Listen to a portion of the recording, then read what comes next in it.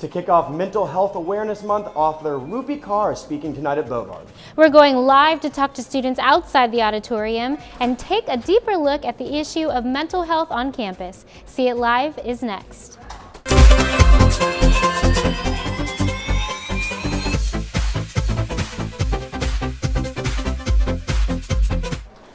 USC's Programming Board is welcoming outspoken advocate for mental health and physical well-being, Rupi Kaur. Good evening, I'm Jeffrey Debro. And I'm Tiffany Bovard. Annenberg Media's Kaylee Heck is live outside Bovard Auditorium where students are lined up to see Kaur speak.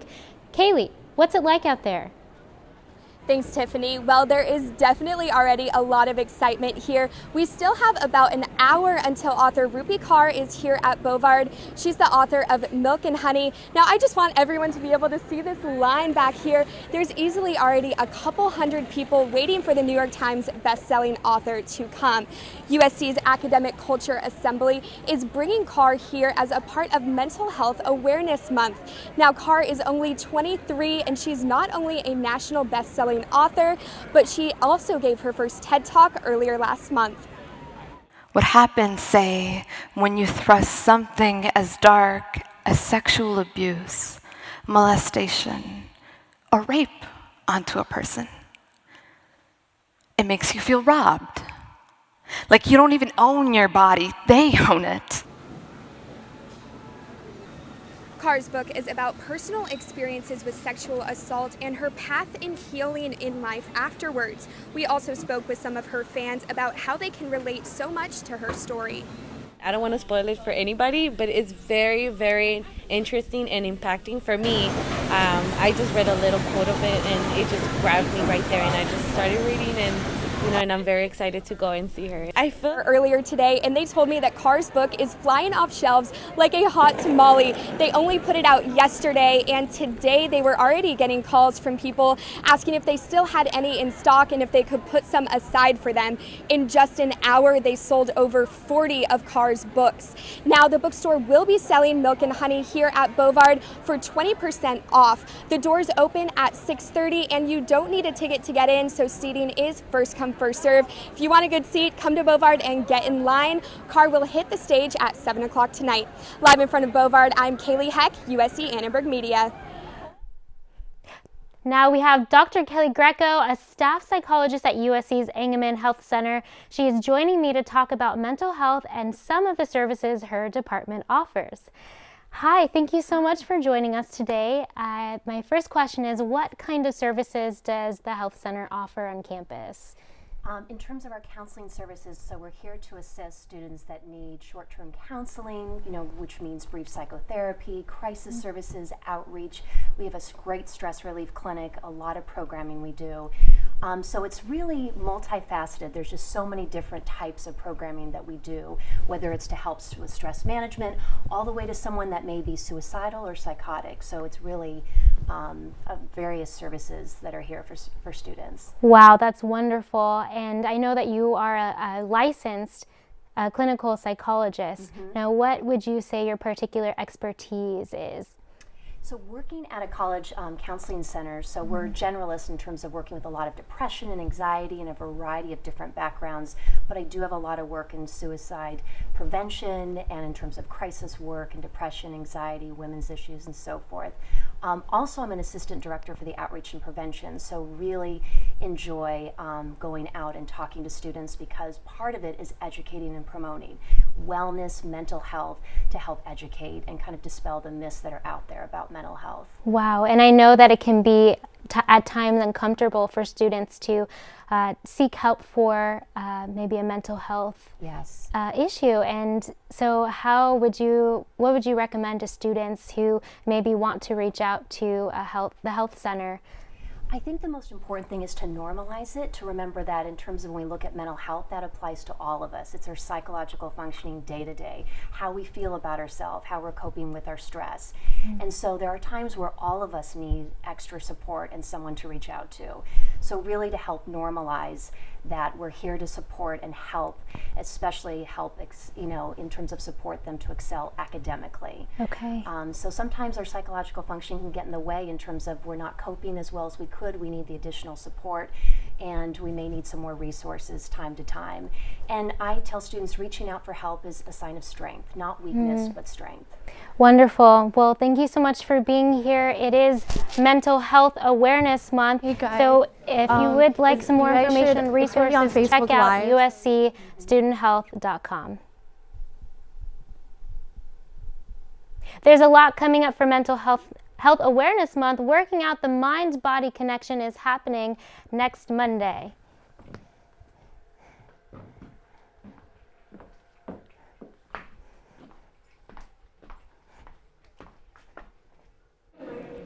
We talked with DPS Assistant Chief David Carlisle about how they handle mental health calls both on and off campus.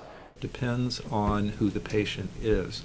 If it's a USC student, we have a number of protocols to follow to provide that person with support from various entities on campus, from the Student Health Center, Center for Women and Men, to other resources. If it's just, say, a transient in the community who's exhibiting some mental health issues, we go a different route. We may call the LAPD, who has a Mental Health Evaluation Unit, MEU. Carlisle also spoke about the recent West 27th break-in and how DPS responded to the situation. Actually detained him against his will. We called LAPD, who called their Mental Health Evaluation Unit, the MEU unit. They responded, they did a quick evaluation, they have experts trained in mental health issues, decided he did meet the criteria of a 5150, which means they can detain him against his will for up to 72 hours to see psychologists because of his cut wrist. Chief Carlisle touched on some of the outlets that are available to ensure students' safety. Some of those include LifeSafe app and the Campus Cruiser ride service. With more than 40 million Americans coping with mental health issues, mental health care has become an issue in this year's election. Let's take a look at where the two candidates stand on mental health. Hillary Clinton laid out an extensive mental health care plan on her website. She wants to launch a national initiative for suicide prevention. She wants to integrate mental and physical healthcare systems so the healthcare can focus on the whole person.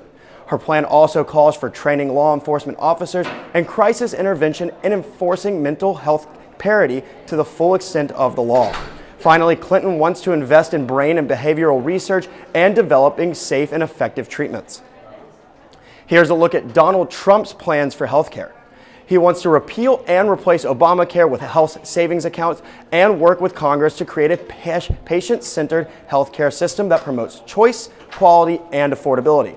He wants to work with states to ensure health care coverage for people who have not maintained continuous coverage. Trump says he's allowed people to purchase insurance across state lines in all 50 states. And Trump wants to maximize flexibility so that local leaders can design a new Medicaid program. Police departments are under fire for mishandling of the mentally ill after deadly shooting earlier this week. An officer in El Cajon shot and killed an unarmed man after the man's sister called 911 for help. According to police scanner audio, officers responded to a 5150 call indicating a mental health emergency. While police claim they initially believed he was holding a gun, they have now confirmed that he was holding a vape. Protesters took to the streets of El Cajon to voice their frustrations with the recent police shootings against unarmed black men, anger toward the shootings by chanting Black Lives Matter. Knott's Scary Farm has been in deep water since the opening of their new attraction, Fear VR 5150, a virtual reality ride that is a true vision of horror. The attraction was closed quickly after many complaints that it was insensitive to the mentally ill. After watching a video in a pretend hospital waiting room, thrill seekers were strapped to wheelchairs and put on virtual reality headsets. Riders then virtually wandered the halls of a haunted mental health facility where a possessed girl was on the loose. The attraction garnered so much attention that people actually went to Twitter to express their opinion using the hashtag #NoToKnott's Jessica Jensen tweeted, as someone who spent 5 days at a psychiatric facility, I say no to Knott's Berry Farm. Twitter user Steve Austin also tweeted his disappointment with the theme park, tweeting, psychiatric patients can tell you exactly what the end of the rope looks like because they've been there. No to Knott's Berry Farm. And finally, Rick Warren tweeted, I commend Knott's Berry Farm for closing a ride that stereotyped and stigmatized mental illness. Thank you, Knott's, for your sensitivity. When the attraction closed just after 1 week, the park issued the following statement. Over the past week, we have heard from a number of people expressing their concern that one of our temporary Halloween attractions, Fear VR, is hurtful to those who suffer from mental illnesses. Contrary to some traditional and social media accounts, the attraction's story and presentation were never intended to portray mental illness. As it is possible to address both concerns and misconceptions in the Halloween timeframe, at this time we have decided to close the attraction. The closure of the attraction doesn't come as a shock to most, and Knott's Berry Farm will be open until Halloween. Let's check back in with Kaylee outside of Bovard to see how students are feeling. Kaylee, has the line been moving quickly? Well, guys, the line is definitely not moving forward. It's moving backwards as more and more people are showing up to see author Rupi Kaur. And I'm here with Jocelyn Mogul. She's actually a Cal State Northridge student. She was the first person in line for the event tonight. So tell us a little bit about why you connect so much with Milk and Honey. I connected a lot with Milk and Honey because I'm in a stage of my life as a brown woman, and she's also a brown woman. So like her connecting with herself and like her and many others from like her relationships, family, friends, and love. And I'm kind of in that stage right now where I'm just kind of looking for myself, and Milk and Honey helps me a lot just because I can relate to her in a spiritual level, and it helps me cope with the many feelings that I have. And what exactly are you looking forward to seeing tonight with seeing her on stage here at USC? I'm hoping I can hear a spoken word piece from her because I did watch her TED Talk recently, and it's kind of inspiring for me. And so hopefully she kind of brings that element at the USC talk today. Well, great. Thank you so much for joining us. Hopefully you have a great time inside there. And guys, there is still time to come out. The doors open at 6:30. The event starts at 7. Again, seating is first come, first serve. So come on over to Bovard to see New York Times bestselling author Rupi Kaur. Back to you guys in the studio. Thanks for watching See It Live. From everyone at Annenberg Media, I'm Tiffany Bovard. And I'm Jeffrey Dubroff. You can watch us on the web at uscannenbergmedia.com. Stay tuned for The Current.